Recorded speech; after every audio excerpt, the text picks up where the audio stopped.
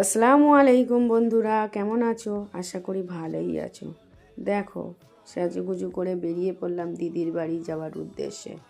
দিদির বাড়ি চলে গেলাম, গিয়ে সন্ধ্যাবেলা সবাই মিলে সাজুগুজু করে একটু বেরিয়ে পড়লাম বারাসাতে কেনাকাটার উদ্দেশ্যে।